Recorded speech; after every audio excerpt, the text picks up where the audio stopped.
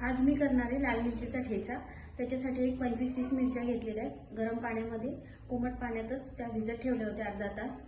तर त्याच्यासाठी आपल्याला लागणार आहे अर्धी वाटी लसूण घेतलेला आहे, अर्धी वाटी बारीक चिरलेली कोथिंबीर, 1 वाटी दही घेतलेले आहे, अर्धा चमचा हळद, 1 मोठा चमचा जिरे घेतलेले, धना पावडर 1 चमचा आणि लाल तिखट, थोडासा हिंग पण लागणार आहे आणि चवीप्रमाणे मीठ।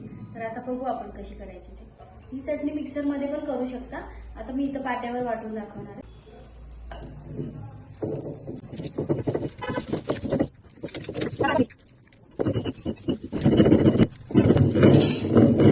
आता बऱ्यापैकी आपली वाटून झालेली आहे चटणी।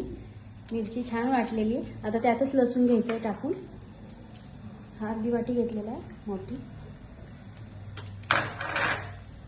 लसूण पण यात छान वाटून घ्यायचा।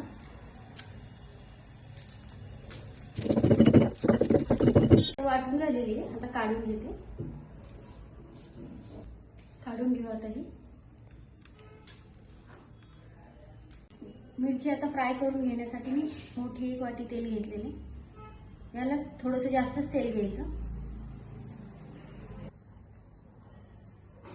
अर्धा चमचा मोहरी घ्यायची, चमचा जिरे, 10-12 कढीपत्त्याचे पाने, थोडासा हिंग, पाव चमचा हिंग टाकायचा। तुम्ही यात बडीशेप टाकू शकता 1 चमचा, पण मी आता सध्या नाही टाकलेली। आता आपण चटणी टाकून घेऊ वाटलेली।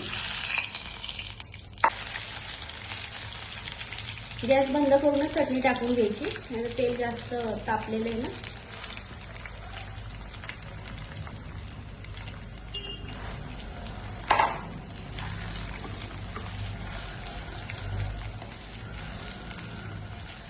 बडीशेपमुळे पण खूप छान फ्लेवर येतो याला। एकदा सारखी परतत राहायची। आणि यात आपण लिंबाचा वापर नाही केला म्हणून त्यात दही घालणार आहे।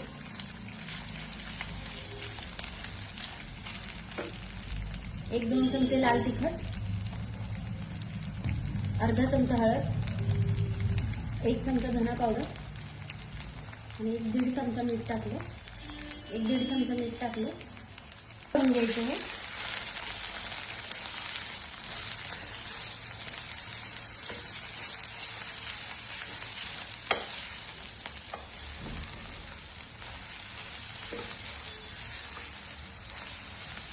मिरची मसाला आपला छान फ्राय झाल्यानंतरच आपण दही टाकायचं आहे। याच्यात 1 वाटी दही घेतलेली।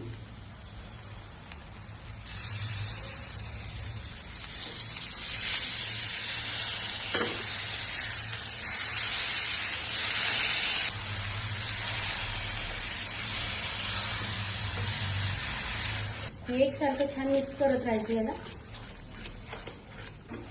आता चटणी एकदम मस्त मिक्स झालेली आहे, दिसते।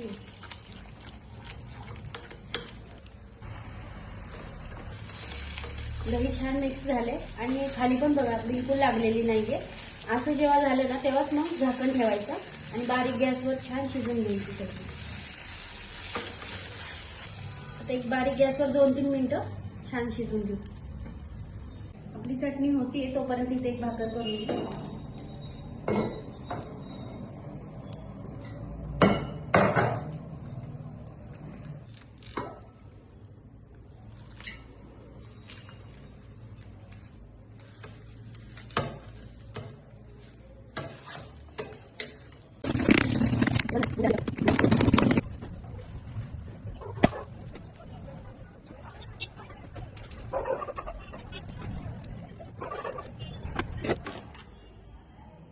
आपली चटणी पण छान झालेली आहे आणि भाकर पण झालेली आहे।